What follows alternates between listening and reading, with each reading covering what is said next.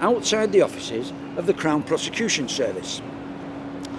Now we're joined here today by Mrs Karen Downs, who is the mother of Charlene, who, as many of our viewers will be aware, unfortunately went missing about 10 years ago. Many believe she was murdered by two Muslim paedophiles. Now we came here today to see Mr Nazir Afzal, the Chief Crown Prosecutor for the area. And we were waiting for the chairman of the British National Party to arrive, who was going to enter the offices with us, when suddenly Mr Afzal emerged from the offices, and we seized the opportunity and managed to get an interview.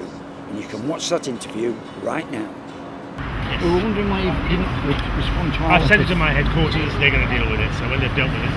Well we've got Karen here now. Karen is the mother of Charlene. Yes, I know, I'm aware of Charlene now. Well, why, could you tell us now why you haven't granted a retrial?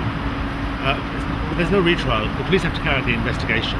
When they've completed the investigation, then they have to submit it to us. So but they have done that already, But they haven't completed the investigation, so when they complete the investigation... So are you saying to us now that they are doing another investigation?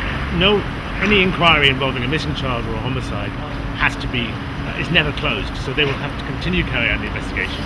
What I suggest to, I've said it, no, I haven't said to you personally, but I would say to you personally, it is something you need to take up with Lancashire Police. Oh, they're useless, I'm saying. Well, if the moment that they've carried out the investigation, they will then submit the papers to us. As soon as they do that, I'll take it. It's not another question. Let me they did a report.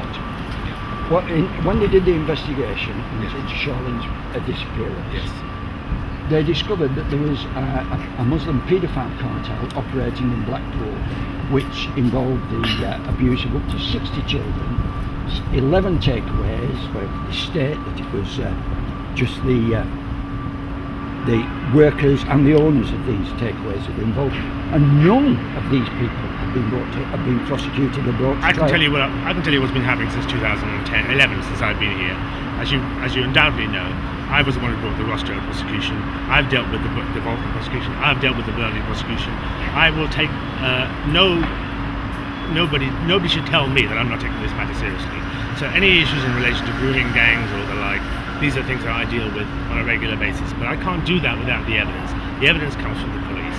So anything that the police aren't doing, people need to take action. Well, this seems to contradict what was quoted in the Daily Mail, where in the Lavelle case, where it was said that was brought because the victim's mother made a complaint that she wanted the case looked at again, and the CPS spokesman said that the complaint should be made to the CPS. Now, would you like to make a formal complaint to Mr Afzal? Yes, I would. And ask you to reconsider this case? This woman is devastated.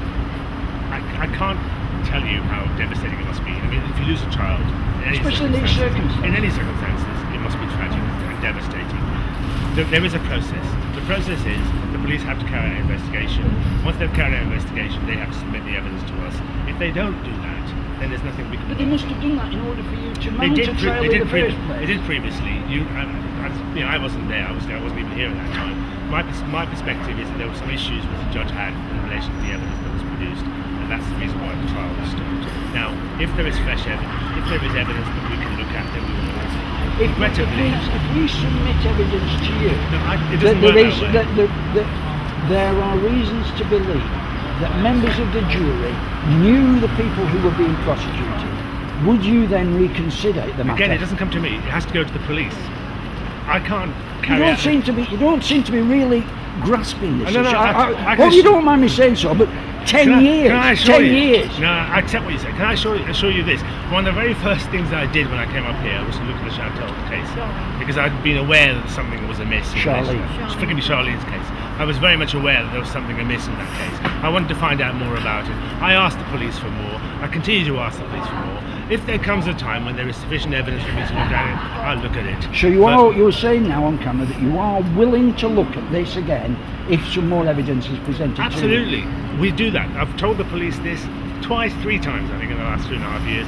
If there is more evidence, it's something we will look at afresh. Or if there's some evidence that the jury was in some way... Anything that impacts on the decisions in this case is something we'll look at afresh. Well, that's very good. Thank you for talking to us. All the best. Thank you. We are now joined by the chairman of the British National Party, Mr Nick Griffin, MEP. And Mr Griffin has seen the video of us interviewing Mr Afzal. He unfortunately wasn't here in time to see Mr Afzal himself, but he has seen the video, and I'm just now going to ask him what he thought of it. What do you think, Mr Griffin? Well, I think first of all, the fact that he was actually very composed, very civil and so on, is a reflection on him personally, fair play, but I think it makes it particularly valuable what he said towards the end of the interview when he saw, it was one of the first cases he looked at when he took over up here in the northwest, and that he realised straight away there was something amiss with this case. I think that's quite a remarkable admission to get, and that we take that back now to the police and say, look, your most senior lawyer in the northwest of England has said he saw straight away there was something wrong with this. Now we know the kinds of things I think that were wrong with this case.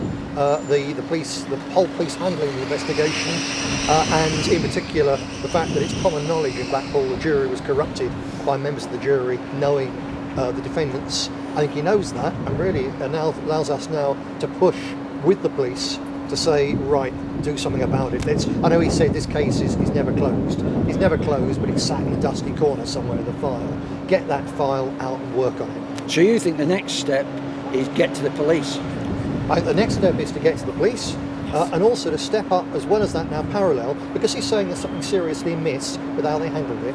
When you consider how grotesquely serious this case is, with Charlene and the other girls involved in this very large Muslim paedophile ring, which is really acknowledged was there at the time. So, back to our old demand, a public inquiry, because when the head of the Crown Prosecution Service for the whole area is saying this was amiss, and when it's had such an appalling impact on a family, and a terrible impact also on an untold number of other girls and their families, well, they have public inquiries at the drop of a hat.